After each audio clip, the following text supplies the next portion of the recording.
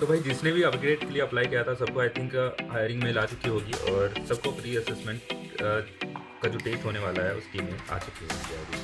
तो अगर आप आईटी जॉब के लिए स्ट्रगल कर रहे हो और आपको अपग्रेड से हायरिंग और ट्रेनिंग का मेल आया है तो ये वीडियो आपके लिए बहुत इंपॉर्टेंट है। इस वीडियो में मैं आपको बताऊंगा कि अपग्रेड से प्री असेसमेंट जो टेस्ट है उसका फुल प्रोसेस क्या होता है और कैसे प्रिपेयर करें और कौन सी गलती आपको अवॉइड करनी है।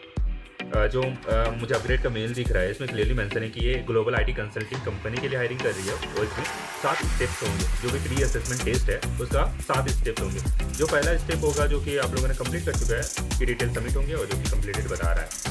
द सेकेंड वन कि प्री असेसमेंट टेस्ट होगा जो कि आज या कल में होने वाला है सबको और मेरे मतलब क्लियरली मेंशन है कि डेट दिया होगा आपको।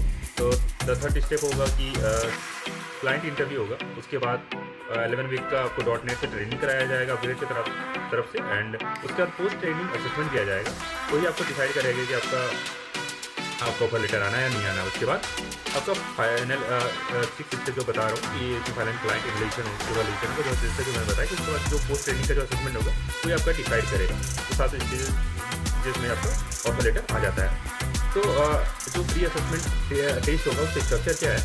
प्री असेसमेंट टेस्ट में आपका मेनली क्या होता है कि एप्टीट्यूड और लॉजिकल रीजनिंग का राउंड होता है। आई थिंक 30 मिनट 30 मिनट्स का होता है वो। और उसके बाद प्रोग्रामिंग एंड फंडामेंटल्स और स्टूडियो कोड वगैरह रहेंगे। उसके बाद टेक्निकल स्किल्स के क्वेश्चंस रहेंगे। उसके बाद आपका रहेगा कोडिंग राउंड जो कि 25 मिनट आई थिंक उसके होगा और 15-20 मिनट का होगा आपका कम्युनिकेशन टेस्ट। और अगर एप्टीट्यूड में आप देखो तो एप्टीट्यूड में आपका time and work, profit and loss ratio, average और SI वगैरह से क्वेश्चंस रहते हैं। और रीजनिंग में coding blood relation, direction, seating और कैलेंडर वगैरह से क्वेश्चंस रहते हैं। प्रोग्रामिंग फंडामेंटल्स में जाए तो वेरिएबल्स, डाटा टाइप और स्टूडियो कोड लॉजिक मेनली उसी से क्वेश्चन रहता है, उससे ज़्यादा बाहर नहीं आते हैं। टेक्निकल में आप देखोगे तो बेसिक डाटा स्ट्रक्चर, उस कॉन्सेप्ट और SQL क्वेरीज वगैरह रहेंगे। और कोडिंग सेक्शन इंपॉर्टेंट है कि आप कोई भी लैंग्वेज आप यूज़ कर सकते हो, C++, जावा, पाइथन कोई भी आप यूज़ कर सकते हो। और उसके बाद आता है कम्युनिकेशन राउंड जिसमें आप राइटिंग और कम्युनिकेशन चेक होता है, ठीक है।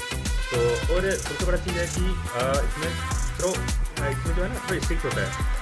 आप वेबकैम और स्क्रीन दोनों को मॉनिटर होता है, ठीक है। इसमें तो आप टैब स्विच करना, गूगल या मोबाइल वगैरह यूज़ कर रहे हो तो थोड़ा ध्यान से यूज़ करना क्योंकि इसमें 3 वार्निंग आएगी। उसके बाद अगर 3 वार्निंग के बाद भी आपका फिर से वार्निंग आती है तो डायरेक्टली डिस्क्वालीफाई हो जाएंगे, ठीक है। और क्या क्या करना चाहिए, क्या क्या नहीं करना चाहिए। लैपटॉप या डेस्कटॉप का मैंडेटरी है, वेबकैम ऑन रहना चाहिए और इंटरनेट स्टेबल होना चाहिए। तो होता है ये सारा एग्जाम।